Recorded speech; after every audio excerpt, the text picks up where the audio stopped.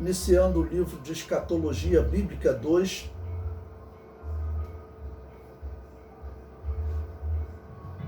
Tomo 16, Sinais do Fim. Vamos falar agora dos sinais do fim. Em especial, vamos nos dedicar ao fim da era da igreja. Nós veremos que existem diversos fins na Bíblia, né? O fim da era da igreja, o fim da grande tribulação, o fim do milênio e o fim da existência do mundo físico. Então, o foco principal aqui será o fim da era da igreja, que indica a aproximação da volta de Jesus. O comentário do livro diz: os últimos dias se estendem dos dias que a igreja estará aqui na terra, antes do arrebatamento, até o fim da grande tribulação. Vamos observar algumas vezes que o termo últimos dias refere-se ao arrebatamento e à grande tribulação. Últimos dias para a igreja. Então, em primeiro lugar, vamos falar dos últimos dias para a igreja. A primeira aplicação do termo últimos dias se refere aos últimos dias da igreja ou últimos dias da dispensação da graça. Porque essa era que nós estamos vivendo, ela é chamada de era da igreja, mas ela também é chamada de dispensação da graça ou dispensação do Espírito Santo. Ou como nós estudamos nas 70 semanas de Daniel, é chamado também de intervalo profético, que é um intervalo entre a semana 69, que se concluiu na morte de Jesus, e a 70ª semana, a última semana, que é a grande tribulação. Eu separei Mateus capítulo 24, versículos 6, 8, 22, 24 e 33, que diz o seguinte, o versículo 6: e ouvireis de guerras e de rumores de guerras. Olhai, não vos assusteis, porque é mister que isto tudo aconteça, mas ainda não é o fim. Mas todas essas coisas são o princípio das dores. Bom, então Jesus fala de um momento em que a situação começa a dificultar para a humanidade. Entre os muitos sinais, entre os muitos problemas, haveriam guerras e rumores de guerras. Mas Jesus Cristo diz que isso, na verdade, ainda é o princípio de dores. Por isso que na introdução, no texto lido, eu comentei que os últimos dias se estendem dos dias que a igreja estará aqui na terra ainda. Então, os últimos dias, ele começa, nós não temos como precisar, né, meses, quantos anos, né, se é uma década, não, antes da volta de Jesus. Mas os últimos dias que nós estamos aplicando aqui, começa nesse momento, vamos dizer, um pouco antes do arrebatamento da igreja. Versículo 22. E se aqueles dias não fossem abreviados, nenhuma carne se salvaria, mas por causa dos escolhidos serão abreviados aqueles dias. Olha, quando nós falarmos de últimos dias, tanto para a igreja quanto para Israel, se Jesus não abreviar aqueles dias, nenhuma carne se salvaria. Porque, se tratando da igreja, o anticristo, se a igreja continua aqui na terra, a Bíblia diz que o anticristo vai matar todos aqueles que não o adorarem, né?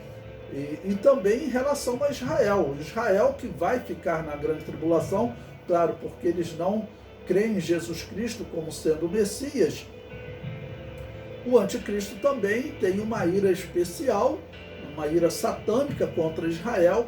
Então o anticristo acabaria também por exterminar todos os israelitas, ou seja, o que Adolf Hitler, junto com Mussolini e outros na história tentaram contra Israel, tanto a Igreja Católica quanto os reformados também têm um histórico deles perseguindo Israel.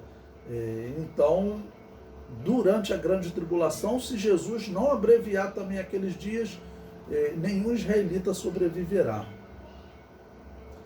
O versículo 24. Porque surgirão falsos cristos, ou seja, falsos messias, e falsos profetas, e farão tão grandes sinais e prodígios que, se possível fora, enganariam até os escolhidos. Igualmente, quando virdes todas essas coisas, sabei que ele está próximo às portas. Então, todos os sinais que nós vemos já acontecendo no mundo, os cristãos desses últimos dias, irmãos, eles têm motivo, de acordo com esses sinais, para acreditar que Jesus está muito próximo de voltar. Motivos maiores do que qualquer outra geração teve.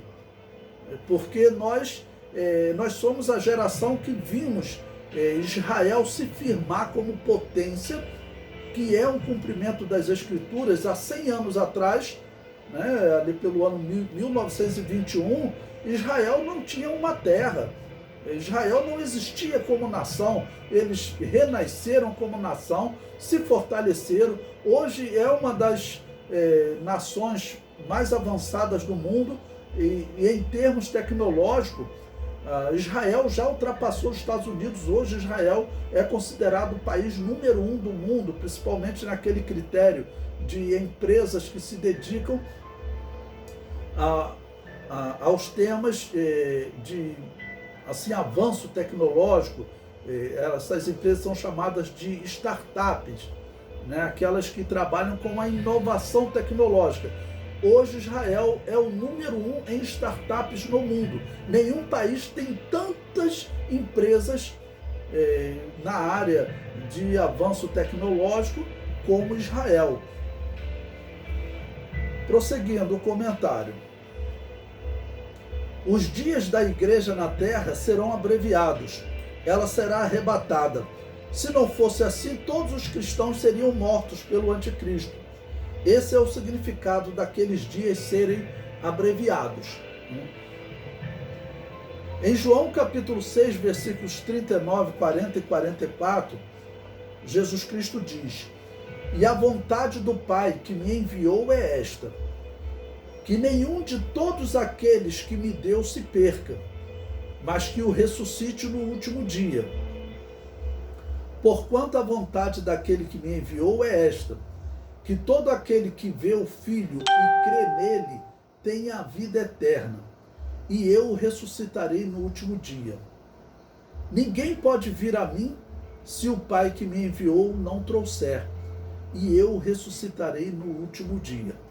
Bom, aqui Jesus Cristo sempre fala de ressurreição, e Jesus Cristo diz que vai ressuscitá-lo no último dia. Jesus está falando para a igreja. Então, esse texto também é uma referência ao arrebatamento da igreja e ao fim da era da igreja. O comentário prossegue. Este último dia também está falando do arrebatamento da igreja. No arrebatamento, os cristãos ressuscitarão. Sendo que, como nós vimos no estudo do estado intermediário, no momento do arrebatamento da igreja, ressuscitará desde Abel, o primeiro homem morto, né, na descrição bíblica, desde Abel, que foi um justo, até aquele cristão que morreu segundos antes do arrebatamento da igreja. Todos eles ressuscitam nesse momento, no arrebatamento da igreja, quando o apóstolo Paulo diz, né, que os mortos em Cristo ressuscitarão primeiro. Depois os que estiverem arrebatados serão transformados, né, e juntos serão arrebatados. Então os mortos ressuscitam primeiro, nesse último dia que é o fim da era da igreja. Então o último dia aqui aplicando a era da igreja. Novamente, 1 Timóteo 4,1 diz: "Mas o Espírito expressamente diz que nos últimos tempos apostatarão alguns da fé, dando ouvidos a espíritos enganadores e a doutrinas de demônios." Então, nesses últimos tempos também, a tendência é nós vermos, infelizmente, heresias entrando no meio do povo de Deus. Eu tenho dito que a Assembleia de Deus está correndo risco de daqui a pouco começar a batizar criança, que é uma heresia grave. A Igreja Católica, ela perseguiu todos os cristãos que não aceitavam o batismo infantil. As igrejas reformadas também. Calvino expulsava da cidade de Genebra, onde ele era um governador, né, ele expulsava todos os cristãos que não aceitavam o batismo infantil e dizia: quem não sair eu vou matar. Então, o batismo infantil, por que o império do mal sempre lutou tanto pelo batismo infantil e por que sempre perseguiu tanto os cristãos que não aceitavam o batismo infantil? Qual é a heresia do batismo infantil? É que o batismo infantil, ele impossibilita que o homem testemunhe a sua fé em Jesus como a Bíblia ordena, através do batismo em águas. Porque a criança não dá testemunho, né? Não confessa o seu pecado e não confessa logo que Jesus Cristo é aquele que redime do seu pecado, e também ela não fará isso quando adulto, ok? Então, é um risco que a Assembleia de Deus está correndo. Eu sempre digo, a Assembleia de Deus não é a única igreja cristã, tá bom? Mas está dando ouvido a doutrinas de demônios. Aquela doutrina, por exemplo, que diz que Deus determina que um creia e que o outro seja incrédulo. Essa doutrina que diz que Deus determinou que Adão e Eva pecassem, que diz que Deus determinou que Caim matasse Abel. É uma doutrina diabólica, né? Sabemos como ela nasceu, a história dela. Essa doutrina está entrando no meio do povo de Deus.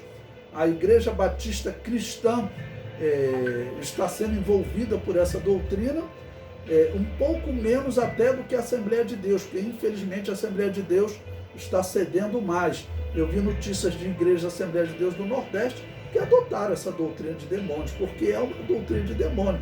Ela passa toda a responsabilidade do mal para Deus, sobre Deus. No final, Satanás é totalmente inocente.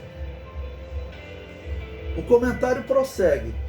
Estes últimos tempos também refere-se aos últimos dias da era da igreja. Esse momento será caracterizado pela apostasia. Sabe, porém, isto, que nos últimos dias sobrevirão tempos trabalhosos. E o apóstolo Pedro diz que, mediante a fé, estáis guardados na virtude de Deus para a salvação já prestes para se revelar no último tempo. Judas, versículo 18. Os quais vos diziam que no último tempo haveria escarnecedores que andariam segundo as suas ímpias consciências. As suas ímpias concupiscências, desculpe. E em 2 Pedro, capítulo 3, versículo 3.